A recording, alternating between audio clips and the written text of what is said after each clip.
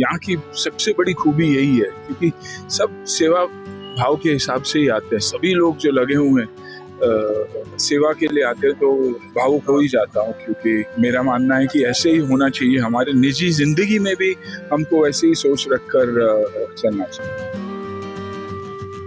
एक नई ऊर्जा, ऐसे लगता है कि वापस जाके एक नई ताकत और एक नया आशीर्वाद मिला है, तो वैसे ही और पॉजिटिव ही है। कोशिश यही रहती है कि साल में एक बार या 2 बार जरूर आऊं। बॉलीवुड अभिनेता सुनील शेट्टी आज अमृतसर पहुंचे, जहां उन्होंने श्री दरबार साहिब में माथा टेका और सरबत के भले की अरदास की। सुनील शेट्टी ने श्री दरबार साहिब पहुंचकर गुरु घर में नतमस्तक होकर आशीर्वाद लिया। इस दौरान उन्होंने पवित्र गुरबाणी का कीर्तन भी सुना और कुछ समय दरबार साहिब परिसर में बिताया। सुनील शेट्टी की धार्मिक यात्रा के दौरान उन्हें देखने के लिए वहां मौजूद लोगों में भी उत्साह नजर आया। उन्होंने गुरु घर में सरबत के भले और सभी की सुख शांति के लिए अरदास की। श्री दरबार साहिब पहुंचने पर सुनील शेट्टी ने सिख धर्म के इस पवित्र धार्मिक विरासत के प्रति अपनी श्रद्धा भी व्यक्त की। सुनील शेट्टी के अमृतसर दौरे और श्री दरबार साहिब में माथा टेकने की तस्वीरें और वीडियो अब सोशल मीडिया पर भी वायरल हो रही हैं। वही मैं बार बार यही कहता हूँ कि बोलने के लायक नहीं रहते, भावुक हो जाते, और कोशिश हमेशा यही रहता है कि सालगिरह के वक्त एक्चुअली 11 तारीख है, लेकिन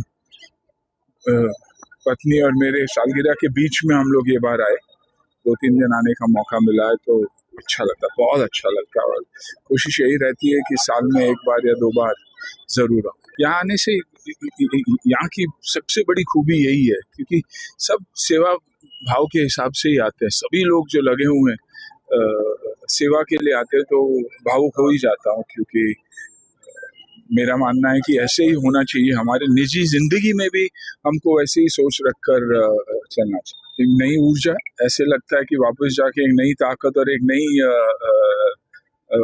नया आशीर्वाद मिला है, तो वैसे ही और पॉजिटिव ही है।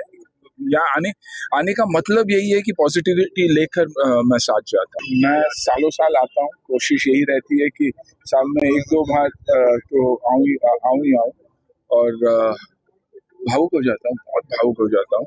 पता नहीं क्यों, कैसे, लेकिन कभी आंसू रुकते नहीं। आई थिंक यही इस जगह की खूबी है।